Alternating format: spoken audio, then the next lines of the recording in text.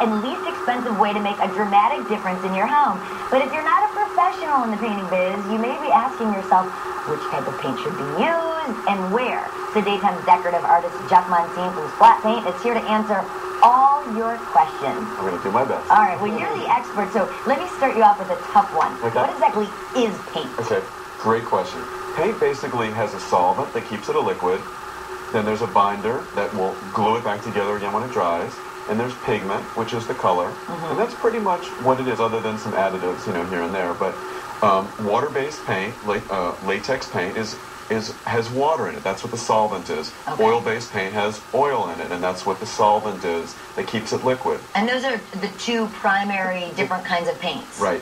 And we really use latex paint all the time. We rarely ever use oil-based paint. But people used to use oil-based all the time, and it's got that horrible stink to it. It's smelly. It's hard to clean up. It cracks. It turns yellow over time.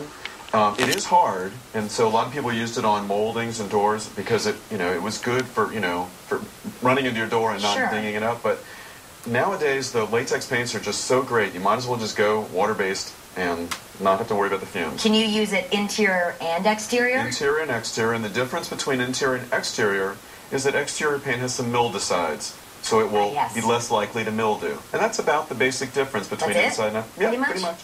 All right, so there's all different kinds of, let's just say different types of paints that you can use, sheens, mattes. Right. Tell me some of these and what they're best for. Good. Another good question. A lot of people like to have their walls kind of flat, kind of not shiny. Right. Okay, so that's a very livable, paint finish, and you just roll it on, and it looks great. The problem is that it's not washable. So it's bad for little fingers, like little kids? Well, if it gets dirty, you have to sort of paint over what got dirty. Now, that's too much work for me right now, I can tell you. So the next one up the sheen level is eggshell, which has a little bit of a sheen, and it's usually washable. And that's used in a lot of homes. Yeah, eggshell is probably the predominant one. And if you're doing any kind of faux finishes, you want to have an eggshell or shinier underneath it. Okay, good. So, because matte is very, very porous, and everything, gets sucked in real quickly. What if you're using an extremely high gloss? You want a really kind of contemporary look, or just a big, bold statement? Okay. You can use a semi-gloss paint or a gloss paint, and those are actually used in kitchens a lot. They're used in bathrooms a lot, and then also in contemporary homes. Yeah. You have to be careful making sure that it's consistently shiny. So the best way would be to spray it. But but do-it-yourselfers might not want to do that. So just have to be real careful that you use your cut-in brush first, and then roll it, and just watch to make sure that don't just go like all the way up the wall, and then go all the way up the wall. Kind of break it up a little bit so that it you get kind of a consistent sheen a consistent look to it. Okay, now do we have to prime all the time? For instance, we had some really colorful walls at my house, and I decided to paint them myself, and I primed them. Did I need to? I was just painting them like an off-white. Okay.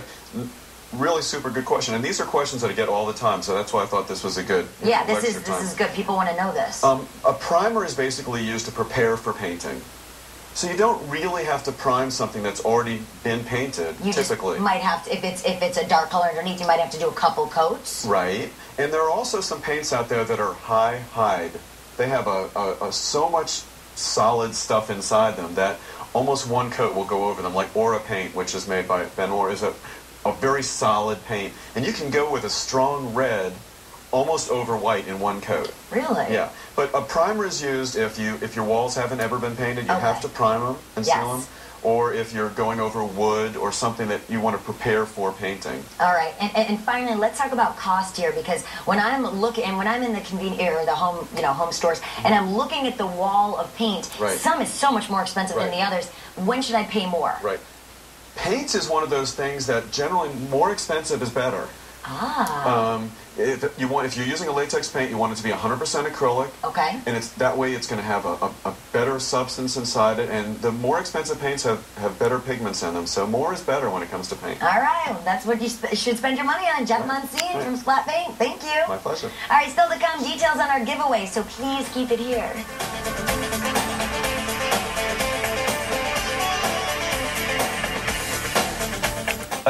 Morgan & Morgan.